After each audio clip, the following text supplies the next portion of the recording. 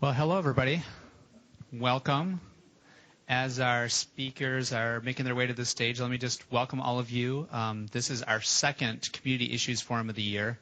I think many of you were here last month when we talked about poverty and hunger, and today we're talking about youth violence. These issues forums are just really a way for us to introduce our top management, our leaders within Amway, and those who are already engaged in community leadership, what some of the pressing issues are in the community.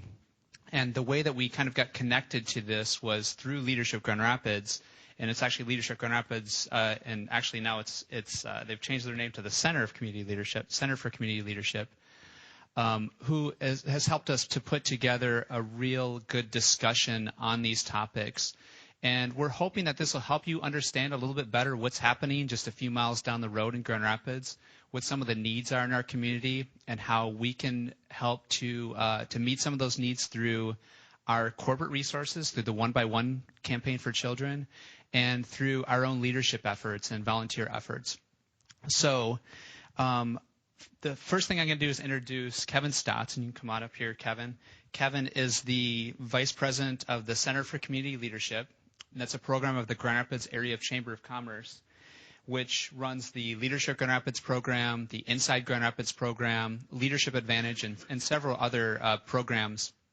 And they also coordinate a large network of leaders within our community. So they're at the forefront of a lot of issues, a lot of systems thinking within the community, and do a good job of helping us to frame what ways that we can connect. So without further ado, I'm going to introduce Kevin. He will introduce our panel of speakers, and we will have an opportunity after they talk for a while for you guys to ask questions too. So be thinking of questions as we go along. Thank you.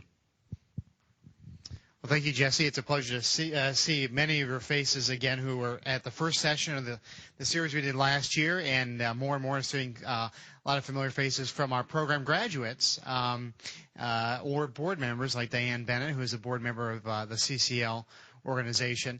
And it's my pleasure to have three esteemed guests and what would a lot of people in the community would consider to be experts in the area of youth violence in the community of Grand Rapids. And as Jesse talked about today, we're going to get into a discussion of youth violence, and one first introductions, talking about some of the what are we witnessing as far as youth violence as a community, and then getting into a discussion of prevention and intervention for the issue of youth violence, and give you still plenty of opportunity for questions at the end.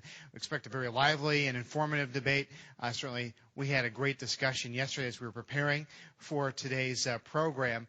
And so, but in this dialogue, if you have a pressing question, feel free to raise your hand and participate. Because it would, I think, add to the dialogue if you have specific questions that you feel pressed to ask, to go ahead and do that. So with that, I'd like to have each of our three guest panelists introduce themselves. Pastor Jerry Bishop with Life Quest Ministries, Lieutenant Rolf Mason with the Grand Rapids Police Department, and Shanae Edmond-Verlay with the DeVos Family Foundations. And Pastor, why don't we start with you in terms of your role and sort of the issue of youth violence and how your ministry is stepping in to participate and be a part of the solution. I pastor a ministry here in town called Life Quest. Life Quest means life mission. And we're one of the only ministries of its kind that actually reach out to young men 14 to 40 on a regular basis. That's our total concentration on dealing with the lives of broken young men. We're 11 years old. We use a variety of strategies and principles that originate through the faith principle. As we're advocating Jesus Christ as a change in their life, we're coming alongside young people, providing them with the necessary infrastructure repair, employment, self-esteem improvement, finding out who they are, who they're not, and trying to connect the dots with where their needs really lie. I have said a couple times on this year when it was brought to my attention that unofficially, I have the record, a tragic record here in town of having buried more young men in the last 5 years than any other African-American pastor here in the city of Grand Rapids, which is a horrible personal note on my resume, but it is a needed service in the community in dealing with such a tragic audience. We are set up to deal with 100 young men. Unfortunately, we engage over 400 young men per month. Many of they're the collateral damage of generations of incarceration, poverty, illiteracy, previous felony convictions, and things of that nature.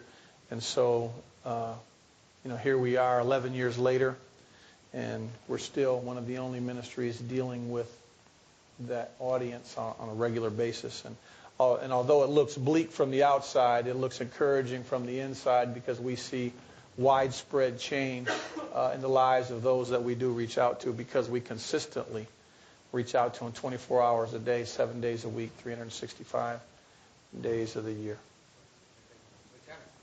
I don't know if this thing is on. Can you hear me okay? All right. I'll try not to yell. My name is Ralph Mason, and yesterday I celebrated 28 years in Grand Rapids Police Department. That is something I am somewhat very proud of.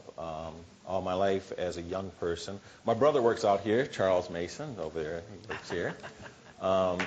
Yeah. And you know what's interesting? The only reason I'm nervous is because my brother's in the audience.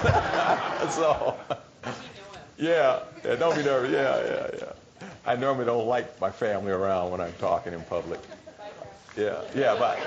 I actually told him not to come today.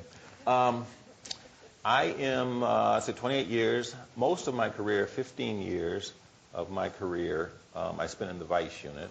Now, I have worked patrol as a regular patrol officer. I have worked on the tactical team as what people say now, they call it SWAT team. I've done that. Then I got the opportunity to go into the vice unit, and I actually went in there for a short period of time, and I ended up staying 15 and a half years. I got promoted to sergeant in the vice unit, and they kept me in the vice unit.